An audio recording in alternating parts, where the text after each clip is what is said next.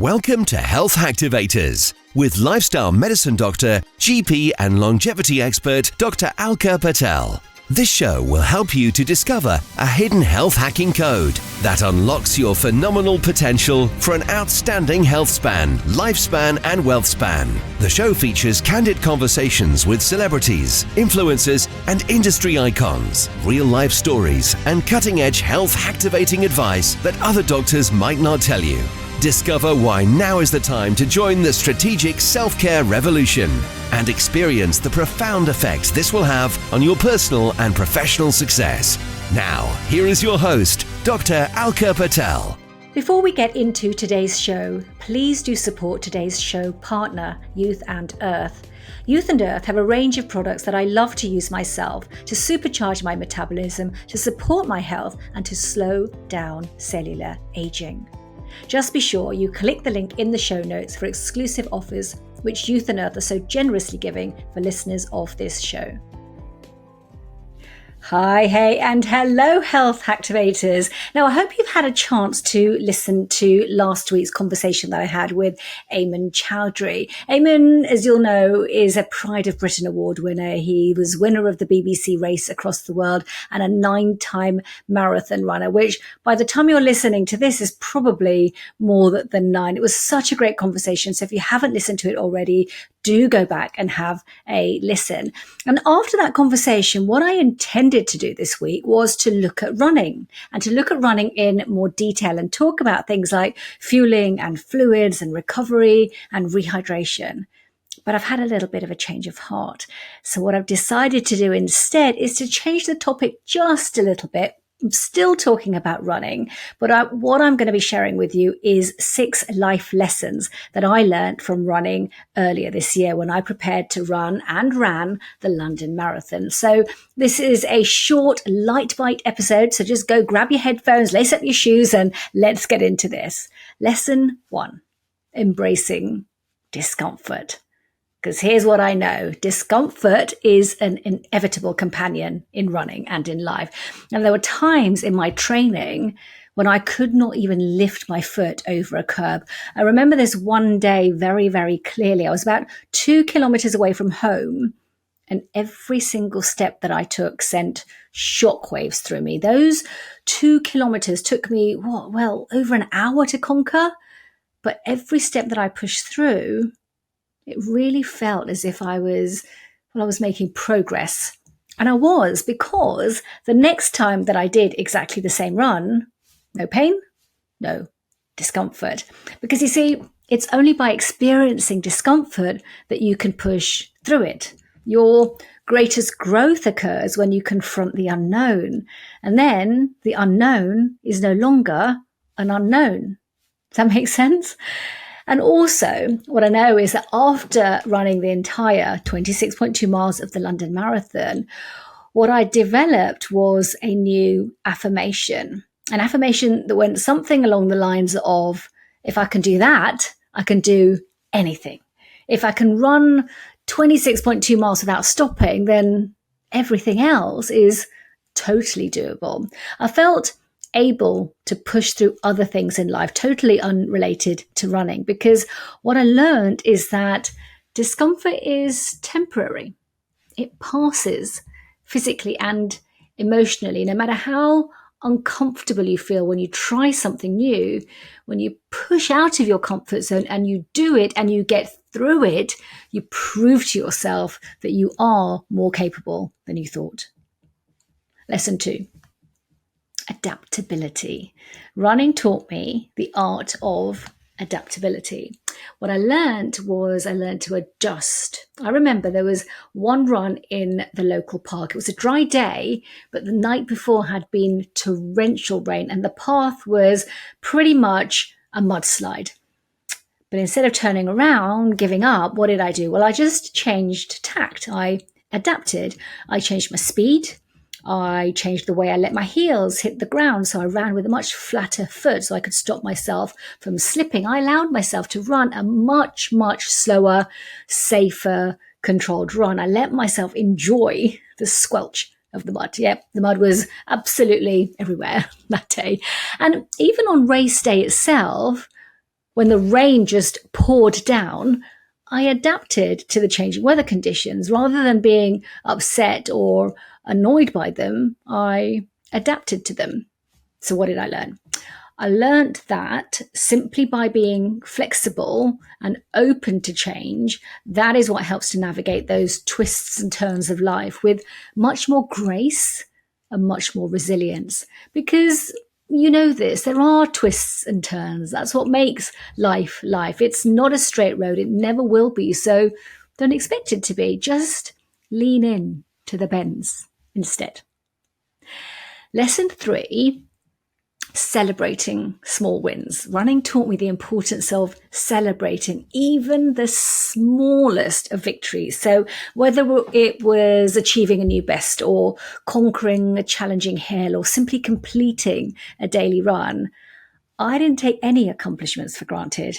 Even when I ran just 0.1 kilometers further than the previous day, I acknowledged that, because it was only by acknowledging and appreciating my wins that I could really remind myself that progress is made one step at a time. And when I ran in the dark, and I ran in the hail, and I ran in the cold, and it was so cold that my fingers became so numb and painful that I couldn't even hold a glass of water, well, I celebrated those wins too, because that's what built my confidence, acknowledging and celebrating. Because every milestone achieved in life, no matter how seemingly insignificant, it becomes a building block for even more self-belief. Because whilst I was training, I had no idea whether I would be able to complete the marathon on race day. I had no idea. But what I developed simply by recognizing my progress and by celebrating my small wins was, well, I developed this strong sense of self-assurance. And it's this self-assurance that I've been able to translate to other things that I do, again, simply by recognizing and celebrating small milestones. Lesson 4, mindfulness and reflection. So running became this wonderful space for solitude for me, especially on Sunday mornings when I would do my long runs, which took me to my mum's house and back, and then to my mum's house and back, and again and again. There was this rhythmic motion in my feet, and it became a form of, well, meditative practice, really, which gave me space for self-reflection. Solitude is such an important sanctuary for introspection, and even when I'm not running, I create a daily space for me to be with me. We all need that, right? And lesson 5, self-discipline and consistency. Oh yes, boy, did running demand self-discipline and consistency from me. But here's the truth. At the beginning of my training schedule, my favorite phrase, it was, I'll start on Monday.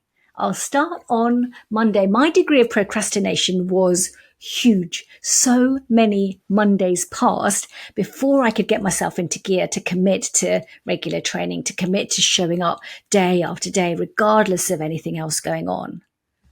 But once I did, then self-discipline, consistency, and commitment just took over. And these are the cornerstone of success in all areas of life. They reinforce that success in anything is never an isolated event, but it's this culmination of persistent effort. And finally, lesson 6, gratitude. Oh yeah, with every single step.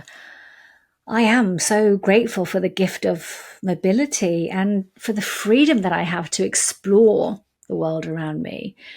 Running the marathon was a real humbling reminder of the strength and the resilience of this incredible human body. And I gained such a broad perspective on my own capabilities, stepping outside what's comfortable, embracing challenges and doing it with a sense of gratitude for the opportunity to grow and to evolve. That is so powerful. So there's 6 lessons that I learned through running. And now it's over to you, because you know that on this show, I talk about making decisions, and I also talk about using data and devices to strengthen those decisions. So here's a decision for you tomorrow. Will you decide to go for a run? or even a walk, just one foot in front of the other. And if you do, then we'll focus in on one of the lessons that I've shared today. Gratitude, self-discipline, mindfulness, celebration, adaptability, or embracing discomfort. And what did you learn? Tell me, I'd love to know. So just drop me a message at Dr. Alka Patel UK. And think about data. What data are you looking at before, during, or after your run or your walk? Maybe weather data. Check the weather forecast so you can adapt. Or route data, elevation data, the gradients on your run. Check that so that you understand the level of difficulty of your route. Or look at your run data, things like distance and pace and time, stride length, cadence, so that you can then track your improvements over time. And what about devices? What do you take with you when you run? Well, for me, it's my smartwatch and phone so I can capture my run data. I use running apps. What's your favorite running app? I use Strava or I use Map My Run. And do you use your phone to listen to music or podcasts while you run? Do you have headphones in your ears when you run? Or are you more of a mindful runner, running with your five senses? I was a bit of a mixture of both. Whilst I was training, I was playing podcasts and TEDx talks in my ears. And during the marathon itself, I just immersed in my five senses in what I could see and hear and feel and touch and taste. And I've done a podcast episode on that as well. So just have a look back and have a listen back as well. Devices. Well, there's one device you might not think immediately of. I'm thinking of your running shoes. Yeah, think of your running shoes as a device because running shoes are so scientifically engineered. And what I found was that going to a running shop and getting properly fitted for my running shoes, well, it was the best thing that I did. So when you're using data and devices, just make sure that they completely align with your own specific running goals and your preferences because, the ultimate aim is to have an enjoyable and meaningful running experience, one that allows you to learn and grow and appreciate the lessons that each run offers. Happy running. I will see you next week and I wish you a health activating day.